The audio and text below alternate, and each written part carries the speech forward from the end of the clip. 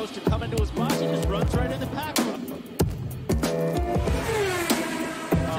I wonder if he's got damage. Look at that tire, almost went into the crowd as well. Almost went onto the front straightaway. Elio trying to get sneaky, and then Maury Rolls, a two-time winner, takes the lead from Faulkner. That's the way they finish the first lap.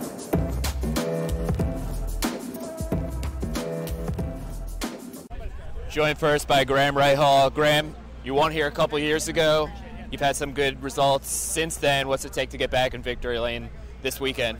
Well, I mean, I wish I knew I would have been back in victory lane a lot more before this, but no, we're solid. I think we should be pretty strong this weekend. We made as many changes as we feel like is right to start, and then from there just got to modify and tweak and get better. But yeah, I mean, we've always finished up front here. You look at the last few years, been top 6, top 5, 4, on the podium a couple times, 1, 15. We just need to figure out how to qualify up front. I think we'll have a good chance at it.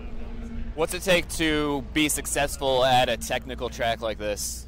Making no mistakes, and this place really exemplifies that because it's got a lot of elevation change, makes it really tough. So mistakes are going to be critical, and trying to keep it on the dance floor and have a good solid weekend. I mean, Mother Nature looks like she's going to be kind to us this weekend. Should be a good weekend weather-wise, so we're looking forward to that.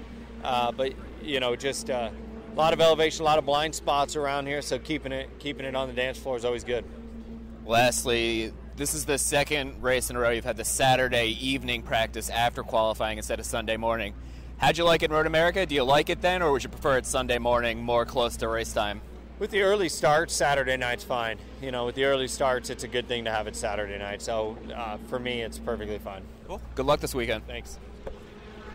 Joined next by Ryan Norman. Ryan, welcome to IndyCar. Good to have you here. A couple years in Indy Lights, so you raced here before. You got to test here recently. Mm-hmm. How was testing? What was it like? Yeah, well, first off, it's great to be back here. Last week we tested here. I was with Grosjean, and it was just the two of us. And, yeah, it was really great to get back in the car. It was my first time with the aeroscreen because I tested back in 19 with Andretti. And, yeah, I mean, I was able to get up to speed really quickly. I got 5 sets of tires to get through, so really just tons of experience, tons of laps. The lap times were pretty close, too. So I'm feeling confident going into this weekend. One of the big things we often talk about in testing is track conditions were way different, but I would imagine since it was just last week, they're probably pretty close to this weekend. Yeah, it was actually pretty chilly out. So it was very similar to today. I think the track's going to be very different on Sunday. Obviously, it's going to be almost 90 degrees out. And also, no one really ran the track before we got there. So the track was very green for testing. And obviously, you got all the Road to Indy stuff out there right now. So we'll also see how the Cooper tires go with the Firestone. So, I'm interested to kind of see where the track's at right now. So obviously, your deal came together what felt like last minute. How long did it take everything to come together from start to finish for you? Has this been a long time in the making? How did it unfold? Well, the journey here has definitely been long term. It's been my end goal this whole time. But the deal with Dale kind of happened pretty much the week before the Road America race. Okay. So I flew out to the shop right then on Tuesday, did the seat fit, and then spent the weekend with them. But yeah, Peter Rossi's managed me this year, and we were speaking with Dale, and obviously Dale loves to give shots to young talent, and so I'm thankful for my shot, and he just wanted to see what I can do in the car. So a realistic expectation this weekend is qualifying and race-wise. How do you think you can do after a day of testing and obviously learning from Roman and his experience so far this year? What's the where do you finish? Do you come home and you go, that was a damn good weekend? Definitely qualify in the top 12, which I feel, especially with my knowledge of this place, and the only thing that I really had to work on at the test was hitting the peak of the tire. I kind of would hit it maybe like a lap or two late, so that's going to be kind of my main focus in these practice sessions, is hitting that peak of the tire for qualifying. Once I do that, I feel like the lap times will be right there. Grosjean and I were running same pace with the worn tires out, so I think top 12 is realistic. who knows what happens. I obviously am going to go for that top 6. And then obviously anything can happen in these races. They're long races, and I feel physically and mentally prepared. So I'm going to give everything I have. This is kind of my shot to see what I can do. Last question. Obviously, your teammate is technically a rookie, although he's got years of Formula One experience. What's it been like to, kind of work with him over the last couple of weeks, learn from him? Was he able to offer some good advice? Oh, yeah, absolutely. I was able to look at his data during testing, and he's a really nice guy. He's very open and, open with what he's learned over his experience coming into the series and how I can apply it and everything like that. So, yeah, he's been a great teammate. Ed's been a great teammate, too. I was on the stand with Grosjean during the Road America race. So, yeah, it's been great. Really excited. Awesome, man. Good luck this weekend. Thank you. Joined now by Felix Rosenqvist. Felix, again, welcome back. How are you feeling, man? I feel good. The last couple of weeks have been kind of busy trying to get back in shape, and even if I haven't been busy working with racing, it's been just a goal getting back here at 100%, and it's worked well. I had a lot of good people around me to help me to feel better. I feel just the last couple of days everything feels normal. So in that moment, I overheard you say you kind of like close your eyes and brace for impact. Did you feel like, oh crap, I might have broke something, or did you kind of know right away, like, hey, I'm hurt, but nothing's broken, everything feels semi-okay? It's kind of hard to know because normally in those kind of crashes, when it's like a bizarre kind of crash, you get quite a lot of shock. You don't. That's why I knew I couldn't trust myself if I was fine or not. Obviously, I knew I could move my legs, I could move my arms, I could turn my head and all that, but I had quite a lot of pain everywhere. So I was like, man, I'm not the one right now to decide if I'm fine or not.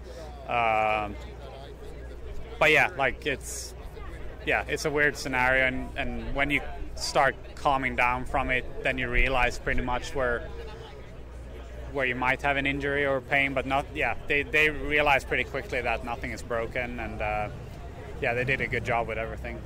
What's it like being stuck at a 45-degree angle in a wall? Is it, looking at the sky, is it kind of like scare you for a quick second there, or is the safety personnel pretty much talking to you all the time, like, hey, you're good, we got you? No, I didn't really think too much. Honestly, you don't really understand where you are, because when you sit in the car, all you can see is you're looking up, and you don't really understand exactly the situation. But they did a good job explaining everything, and they talked to me, and it was fine. So it was just a tricky place to get me out. That's it. Did you get any simulator work in advance of this weekend to just kind of get the feel of the car since you've been off for 3 weeks now, give or take? Yeah, we went to the simulator last week in North Carolina, Chevy simulator, and everything felt good. So that was I was kind of nervous. You never know if something's going to feel weird, like jumping in the car, putting on the belts.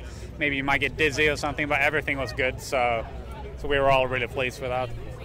You've obviously had success here before, almost your first win a couple years ago and a couple top tens. What makes this place, one of your best tracks, but also at the same time one of the trickiest places to race? I think it's just an interesting track. It's very tight and twisty, but it still promotes really good overtaking. We have a very special, setup with fans here. People come from everywhere, and there seem to be really all diehard IndyCar fans here. And I think just that mix, good race every year, and interesting track, really cool fans. I think that whole setup just makes it a unique event, and that's why I love it. Awesome, man. Well, best of luck this weekend, and hope you keep feeling good. Thanks, man. Joined now by Pato O'Ward. Pato, second the championship heading into Mid-Ohio. Wasn't your most exciting race at Road America. What was a fuel mileage issue that just didn't click the entire race? Well, yes, the fuel mileage was definitely kind of handicapping us towards the end of the race. And I wasn't the only one just dropping back 4 or 5 places whenever that came into play. And it didn't help that I had 6 or 8 Hondas behind me. so I couldn't really do much. But yeah, I mean, honestly, we weren't the fastest in Road America. We never really got to that window of being very competitive. But I think we were on for at least a top 5, top 6 finish if we didn't get into the issue of not being able to make the race if I didn't hit a very big number. So yeah. Now this weekend, how do you approach this weekend after last weekend, knowing, listen, I need a couple more points to close that gap back up a little bit to Alex Palou? A win would be fantastic. But yeah, I need to outscore them as much as I can. Now, I asked a couple other guys this is the second race in a row you've had a Saturday evening practice after qualifying instead of Sunday morning. Do you like that setup? Does it give you a little bit more time to kind of think about things before the race comes around on Sunday? Not really. No. I like it before the race.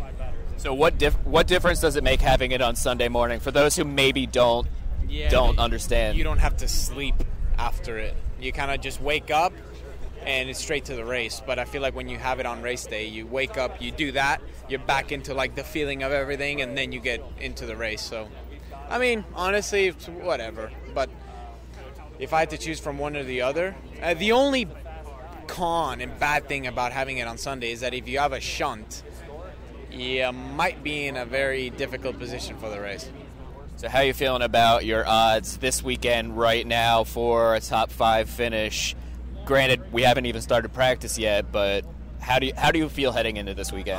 Yeah, I'm kind of just waiting to see what we roll off in practice with, and hopefully we'll roll off strong like we did in Detroit and Barber and everything, and it will just make everything easier to like not rush through changes and stuff whenever you just don't roll off strong and you have to kind of yard sale the car. So your teammate Felix Rosenqvist is back this weekend. He was telling us before the race that you were going to win for him, and you pulled it through. So sort of like Babe Ruth-like, you're calling your shot. Was it rewarding to actually follow through on that? And what's it like having Felix back in the paddock this weekend? It felt damn good. I miss Felix, man. I mean, we're very close. I mean, even if we're not working, we're always hanging out together. 'Cause I just enjoy his company. Yeah. He's honestly, I treat him like he's a brother. Yeah. And we just enjoy each other's company. Like we just really get along, and we know what it is to work well together, and we know what we need to work well together. Unfortunately, we don't really drive the same car because I drive completely different to what he drives. So sometimes setup changes are useless to me of what he finds, and then what I find is useless to him. But I think in general, it's good to have someone that's good, fast, aggressive, respects you, and you just get along with him. I mean, it's nice to have him around. Yeah. Last question. You got essentially a month off after this weekend until Nashville. Any plans? Just relaxing, vacation? Yeah, I have to go to Italy for some marketing stuff for the team, and then I'm just going to chill out. I think we have a test. I don't know where. But yeah, I haven't really paid attention too much to my schedule. I'm kind of just taking it as it goes because it's pretty packed up. I get it, man. Well, good luck this weekend. Thank you. Rinus, welcome back. How you feeling, man? How's the collarbone? Yeah, I'm feeling good. Collarbone is stronger than it's ever been with the titanium plate. So no, like my arm's fine. I could just go through life like I always did. So I think it will not be a big issue in the car, and we're gonna see how that goes. But I've been in the car in the simulator with no issues, and we changed the padding from the Hans device around a little. For the rest, it's gonna be all right, and I think we can just like every weekend, go for the win. We've seen some drivers do a quick turnaround from a collarbone injury, but was there ever any thought that you maybe could do Road America, or is that too soon? I hope so. Like, if I was going to be cleared, it was going to be super painful, but I could have tried. But yeah, like, I was there, and it just felt like very painful still. So I think it's a good thing we didn't drive, and it all healed up fast for this race, and now we can just get the streak going again. So from what I heard, you also cracked your helmet. You have that helmet on on display at home as a reminder of No. keeping that helmet? I forgot it in the ambulance, so I think I got a picture from the fire department where they had where they put it on the car. Yeah. Even though you've missed a race, you're still 6th in the points, I believe. Yeah. Is that still on your mind? Are you still gonna try to get the championship this year? It's gonna be very tough. Yeah. It's gonna be very, very hard, but nothing's impossible in IndyCar. So I'm just gonna give it all every weekend and see where I end up. Cool. Last question from me. It's a little bit cool today. It's supposed to warm up throughout the weekend, though. So, how are you going into approaching your first race back? Is it kind of easing into practice today, or what's your plan of attack? We got more practice than I'm used to. Yeah. So, I'm just gonna do it like I always do. I think just race and build it up a little, and I'm pretty sure I'm gonna be back on speed as quick as I normally am. Well, good luck this weekend, man. Thank you. Good to see you back.